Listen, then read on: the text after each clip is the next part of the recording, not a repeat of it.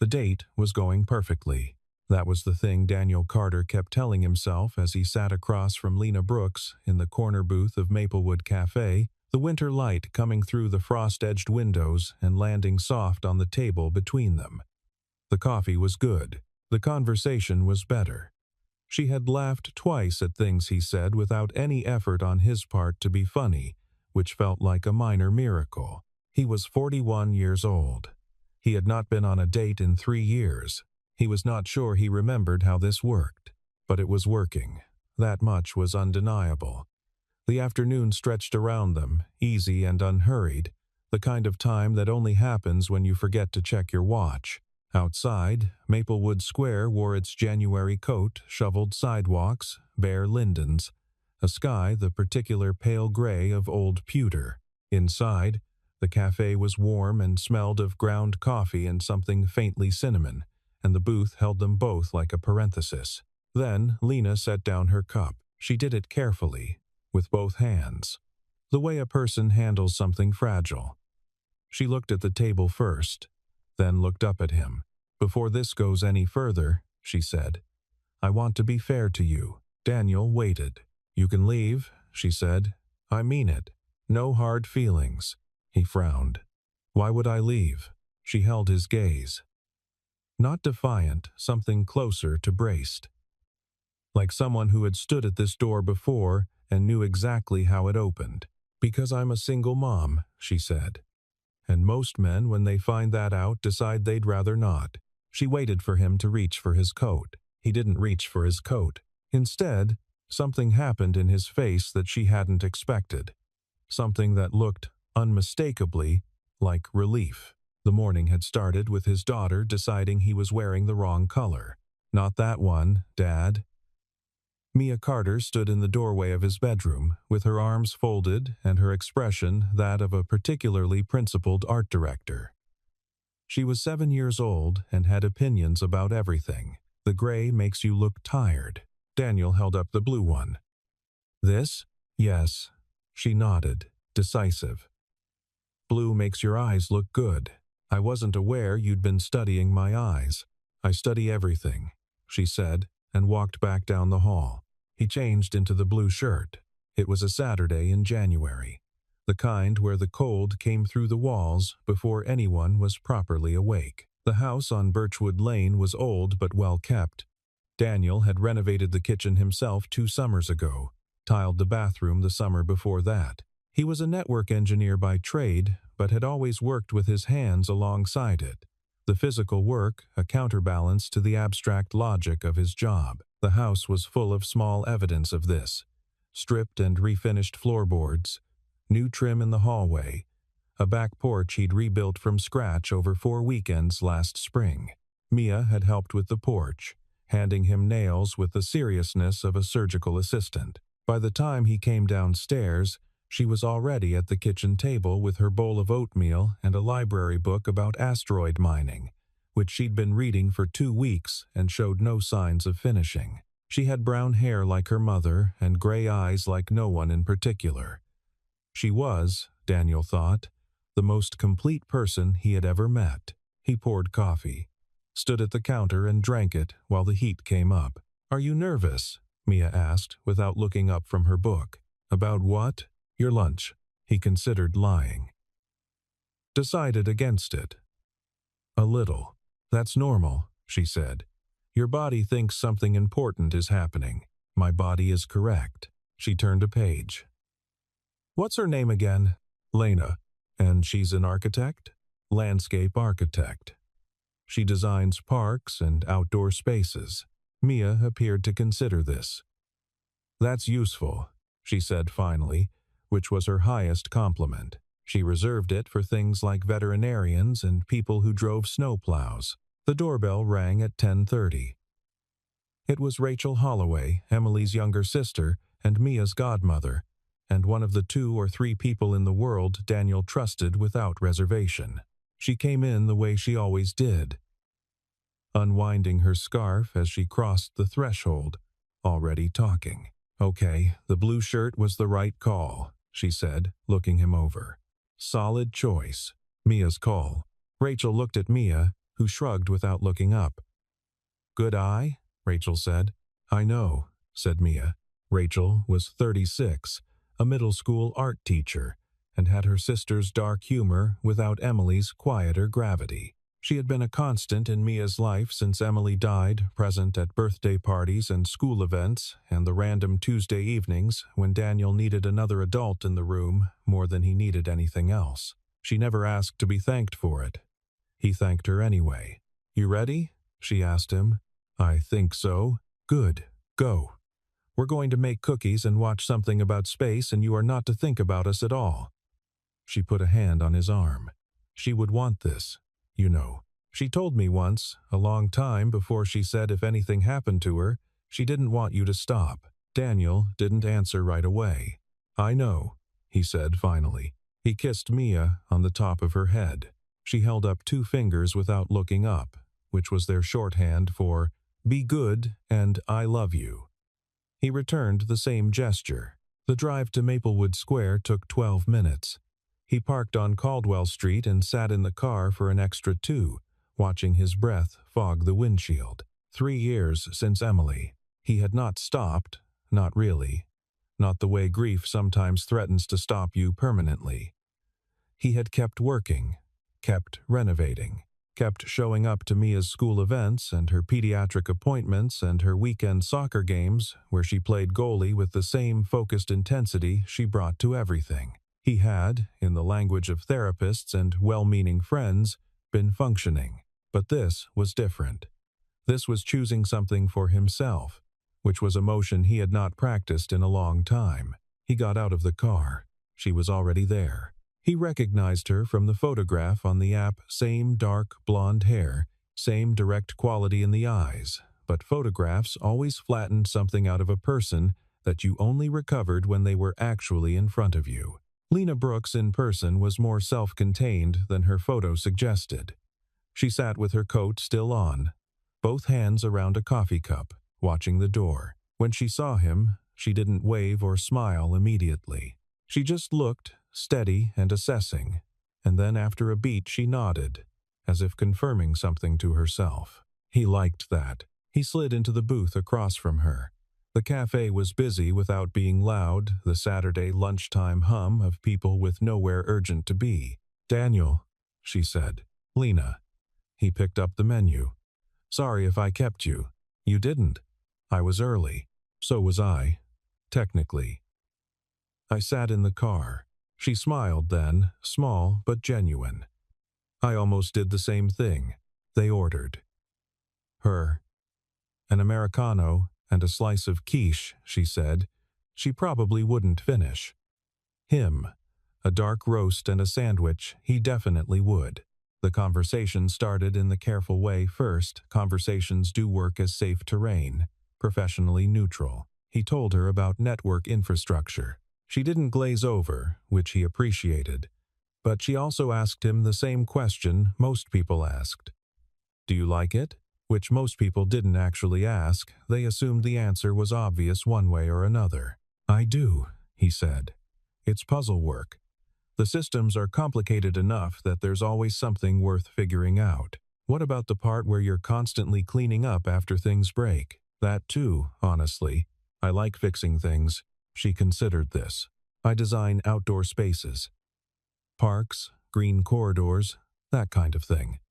Most of my work is figuring out how a place could be better than it is imagining forward from what's already there. Sounds like the opposite of what I do." "Maybe." She tilted her head. "Or maybe both of us are just trying to make the pieces fit." The quiche appeared. She ate half of it. They moved to the Italian place next door at 1:15 because neither of them was ready to leave, and the cafe was filling up with the after-church crowd. The restaurant was quieter, with red-checked tablecloths and the smell of garlic and old wood, and the shift of location felt like turning a page. The conversation went deeper without either of them deciding to let it. She had grown up in Vermont, she said.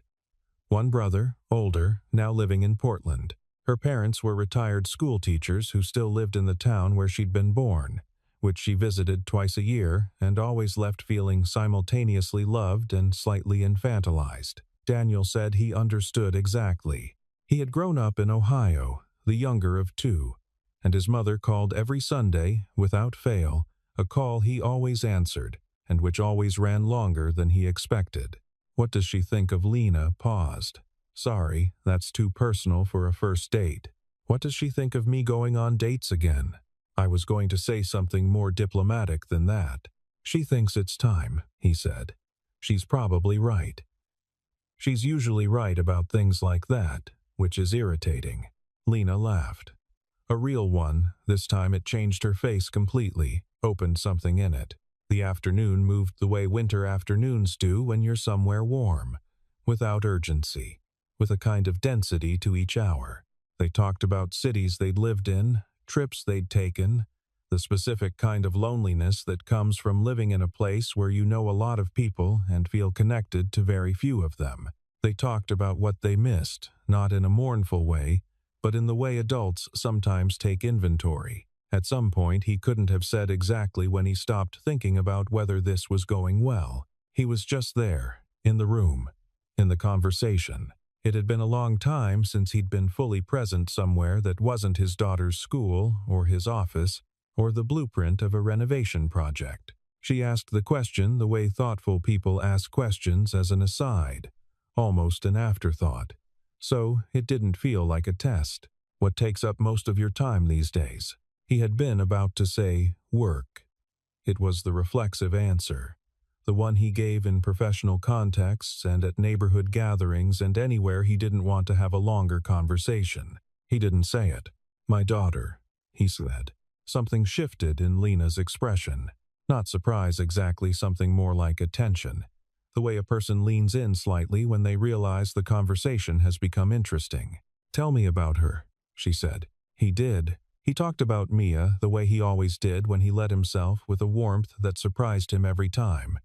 Because he had been quiet about most things for 3 years and had not expected talking to still feel like this. He told Lena about the asteroid mining book and the obsession with the solar system and the shelf in Mia's room that held 17 rocks arranged by geological era, labeled in her own handwriting. She sounds very serious, Lena said. She is. But not in a heavy way. She just takes things as they are. She doesn't waste a lot of energy on what things should be. That's a remarkable quality in a 7-year-old. She comes by it honestly. He paused. She had to. The silence that followed was brief and understood. Lena looked at her wine glass, then back at him. Her mother? She asked, quiet. She died.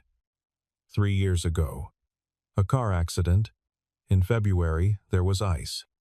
He said it the way he had learned to say it, plainly, without the apology he used to put in his voice. The facts were the facts. The grief was separate from the telling. Mia was 4. Lena set down her fork.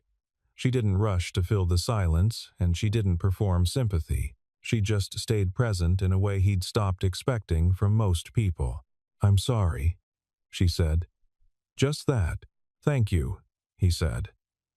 They sat with it for a moment, the weight of it, and then the setting of it down, the way grief can be acknowledged and then carried differently for a little while. He was surprised, again, at how easy it was to say.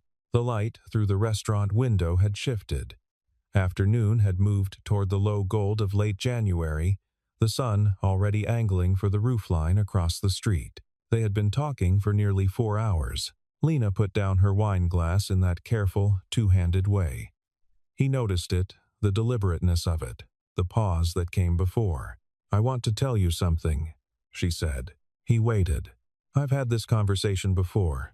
This exact kind of afternoon. She was looking at the table.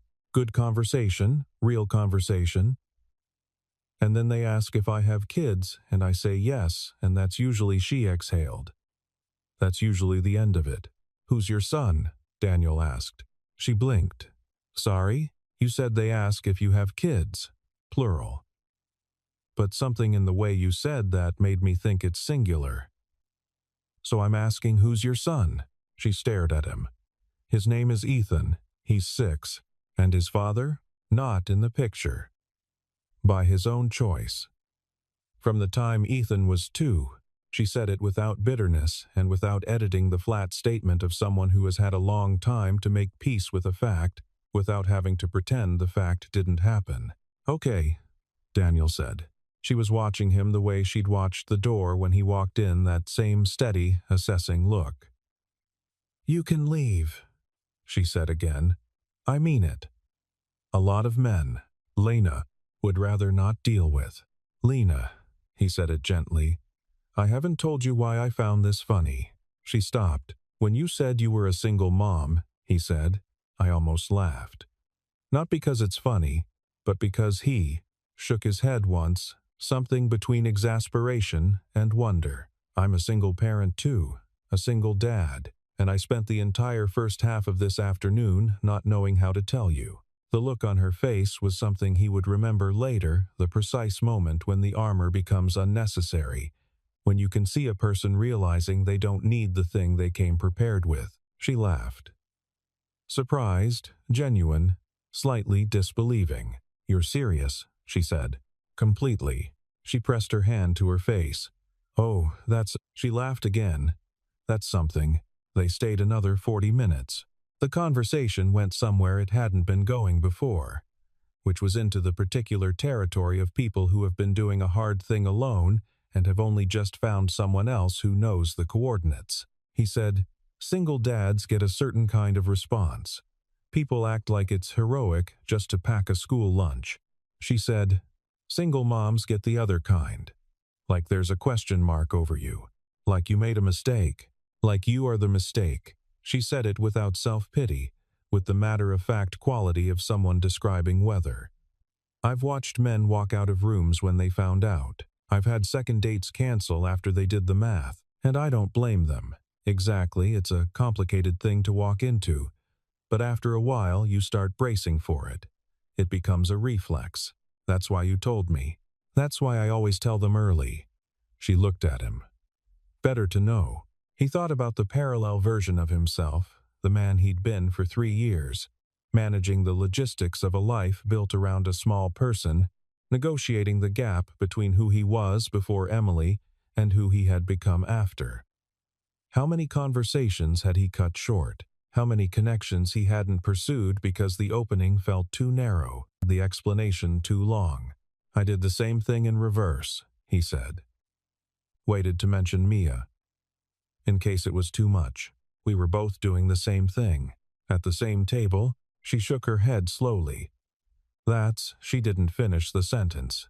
She didn't need to.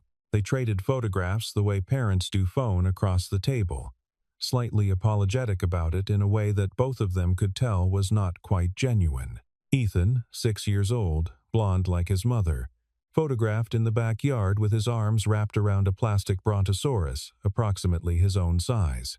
Another photo of him at a library reading event, sitting cross-legged on a carpet, deeply absorbed in a picture book about sea creatures, oblivious to the camera. "He's very into prehistoric things," Lena said. "Dinosaurs, mainly. But he'd accept plesiosaurs. He's adaptable. Mia would probably like him," Daniel said without thinking.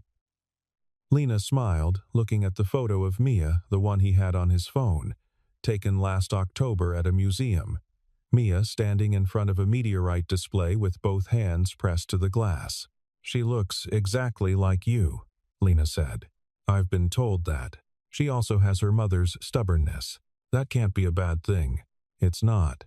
He took the phone back. "She's a very complete person. I always feel that about her. Like she's not a work in progress, she's already herself." Lena was quiet for a moment. "Ethan's still becoming," she said. "He's shy in a way that changes from week to week. Some days he runs toward things, other days he needs to be near me. I've learned not to try to predict which kind of day it's going to be. That's parenting. That's parenting," she agreed. Outside, the light had fallen further. The square was in late afternoon shadow, the old-fashioned street lamps coming on in the early dark. January did that, took the sun away before you'd made your peace with the afternoon. Neither of them mentioned leaving. He brought it up the way he brought up most things he was unsure about sideways, with a question instead of a statement. "Do you ever wonder how to do this?" he asked. Date, date, and also everything else. Have a life and still be present for them. Manage the guilt. She looked up. What guilt? The guilt of wanting something for yourself. The feeling that having an afternoon like this is somehow he searched for the word. Selfish, she said. Yes. She turned her wine glass slowly between her fingers. Ethan's going to grow up, she said. He's going to need me less than he does now, not immediately, but eventually, and I don't think living my entire life in suspension until then is good for him. Kids read you. They know when you're hollow. He let that sit. Mia told me this morning that my eyes look better in blue, he said. Lena almost choked on her coffee. She's invested, she said. She is. She's been gently suggesting for 6 months that I should, in her words, make a friend. He paused. I think she means something slightly more than a friend. She's 7 and she's matchmaking. She takes things seriously. Lena set down her cup. She looked at him, not the assessing look from before, not the braced look from when she told him. Something different. Something in the neighborhood of wondering. She sounds like someone I'd want to meet, she said carefully. It was a careful sentence. He heard what was careful about it. She sounds like someone who would ask Ethan 17 questions about brontosauruses, he said, equally careful. And mean every one of them. The cold hit them both when they stepped out of the restaurant. January in Maplewood Square had a specific quality to it. The air dry and thin, carrying the scent of chimney smoke from the row houses on the north end. The snow on the sidewalks packed hard and blue-gray in the street lamp light. They stood on the front step of the restaurant, and both of them adjusted to the temperature, the way you have to after a long time inside somewhere warm. The square was quieter now. Late afternoon had bled into early evening, and the Saturday crowds had thinned. A few couples walking dogs, a family crossing toward the parking structure. I should get back, Lena said. My neighbors had Ethan since noon. I should too. Rachel's been with Mia, Emily's sister. She watches her sometimes. Lena nodded. She was pulling on her gloves. She had competent hands. He noticed them again the way he'd noticed them in the restaurant. The way she used them precisely, without wasted motion. This was she started. It was, he agreed. She looked at him. We didn't say anything for a while there, and I didn't feel uncomfortable. I noticed that too. She paused. That's rare? He believed her. He pulled out his phone. Yes, she said, before he finished. He typed in what she gave him. They stood there for a moment after, the kind of moment that has weight without drama. The natural conclusion of something that has gone unexpectedly right. The kids? He said. If you wanted, not as a test or just, he stopped. Started again. Winter Lake Park has that dinosaur sculpture garden on the north end. Mia hasn't been, but it seems like the kind of place she'd want to go. And if Ethan likes prehistoric things, Lena looked at him. Something moved through her expression. Next Saturday, she said. Next Saturday, he said. Rachel's car was still in the driveway when he got back. The living room lights were on, yellow through the frosted glass of the front door. He could hear the television, something involving strings, and what sounded like a narrator describing the surface of Mars, and when he opened the door, he found Mia asleep on the couch with her asteroid book open on her chest. Her mouth slightly open, her hair in the specific chaos that only appeared after she'd been running. Rachel was in the armchair with a mug and her phone. She looked up when he came in. She held out until 7, she said, quiet. Then she crashed. We made snickerdoodles. There are some on the counter if you want. Daniel sat on the coffee table carefully, so the couch didn't move, and looked at his daughter for a moment. In sleep, she lost the focused energy that animated her during the day. She looked younger. She looked, in moments like this, purely like a child. And the sight of it still caught him sometimes, the specific tenderness of it. So, Rachel said. How was it? He looked up. Good, he said. Rachel read something in his face. She set down her mug. Good, like pleasant way to spend an afternoon, she said. Or good like something else. He thought about how to answer that accurately. "She's a single parent," he said. "She has a 6-year-old son named Ethan." Rachel was very still for a moment. Then she said, "Of course she is." He laughed, quiet, so as not to wake Mia. "She told me early she braced for me to leave. Said most men do. What did you do?" "I told her I'm a single dad." He paused. She laughed. Rachel pressed her lips together in the way she did when she was keeping something in. Then she said, "You know Emily would find this extremely funny." "She would. She'd have a field day. She'd never let you hear the end of it." "I know." Rachel looked at Mia, then at him. "Are you going to see her again?" "Next Saturday." Winter Lake Park. He stopped. "We're bringing the kids." Rachel did not say anything for a long moment. "Dan," she said finally, and there was something in the way she said his name plain and true, the way you say something when there are no better words for it. "I'm really glad." He looked at Mia. The book had slid sideways on her chest. He leaned over and straightened it. 3 years ago, in February, on a road made treacherous by ice and bad luck, he had stood in a hospital hallway and had the kind of conversation that rearranges everything, the geometry of your future, the shape of what you thought your life was going to be. He had driven home from that hospital in the pale dawn of a February morning and walked into a house that was missing the person who had made it a home. And he had stood in the kitchen for a long time without moving. He had not understood, then, how to pick up where you leave off when there is no clear line between before and after. He had not understood how to want things again. He understood it better now. Not completely, maybe you never understood it completely, but better. He gathered Mia into his arms. She stirred, but didn't wake, made a small sound of protest, and then resettled against his shoulder, still entirely asleep.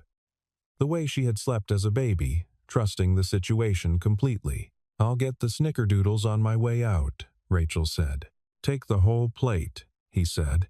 He carried Mia upstairs, settled her into bed, pulled the quilt up. The asteroid book went onto the nightstand, on top of the library book about Saturn's rings that she'd been ignoring for 2 weeks. He stood in the doorway for a moment. The house was quiet. Outside, the temperature was dropping. He could hear it in the silence. The particular stillness that came with a hard cold. The kind of night where everything contracted, held itself in. He didn't feel contracted. He thought about blue shirts and careful two-handed gestures and a 6-year-old with a brontosaurus. He thought about a park on the north side of the city where there were, apparently, dinosaur sculptures, and about 2 children who took things seriously, and a Saturday that was still 7 days away. He turned off the hall light. He went downstairs and sat in the quiet kitchen with the last of the snickerdoodles Rachel had left and a glass of water, and did not think about anything in particular. Outside, the cold pressed against the windows. Inside, the kitchen held him warm. It was enough, more than enough, to feel that something was beginning. The snickerdoodle was good. He finished it in 3 bites, standing at the counter, and then stayed there a moment longer, in the way you stand at the end of a day that has turned out to be different from the one you expected. Not dramatically different. Not the kind that announces itself. The quiet kind, the kind that settles into the ordinary and changes its acoustics without moving anything visibly. He had not told Rachel more about Winter Lake. He had said, next Saturday, the kids, and she had received it with that single syllable of his name. And that had been sufficient. Rachel was good at knowing which things to expand and which to leave intact. It was one of the things he valued in her. She had known Emily her entire life. The childhood version, the teenage version, all the iterations that preceded the person he'd met at 26, and sometimes her steadiness felt like a second inheritance, something Emily had left behind that Rachel continued on her behalf. He rinsed the glass, turned off the kitchen light. The hallway was dark except for the night light at the top of the stairs, a round moon-shaped thing Mia had chosen herself from a hardware store when she was 5, specifically because, she'd explained at the time, space had to be represented in the house. He climbed the stairs, checked on Mia, still asleep. The quilt displaced the way it always was by 10 o'clock. He adjusted it without waking her. His own room was at the end of the hall. He sat on the edge of the bed in the dark, not ready for sleep, not restless either, just present. The way he'd been present in the restaurant, anchored to the specific moment without needing it to be anything other than what it was. He thought, Mia is going to ask what she was like, and for the first time in a long time, he looked forward to answering. He lay back. The ceiling was the one he'd looked at for 12 years, first with Emily, then alone, and he knew its geography the way he knew everything in this house. Intimately, by labor, in the dark. He thought about Winterlake Park, the dinosaur sculptures on the north end. He had driven past once in the fall and not stopped. It had seemed like territory for a different kind of family, the kind with 2 adults for a park afternoon. He had not gone in. He would go in next Saturday. Outside, snow had begun, he could tell by the quality of the silence, the way it shifted when flakes started falling and absorbed both the streetlight and the sound of the city. It was a sound like held breath, a sound like the world, pausing before something it does not yet have a name for. He closed his eyes. He thought about blue shirts and ice in February, and a 6-year-old with a brontosaurus and a woman who told the truth early so you would have room to leave.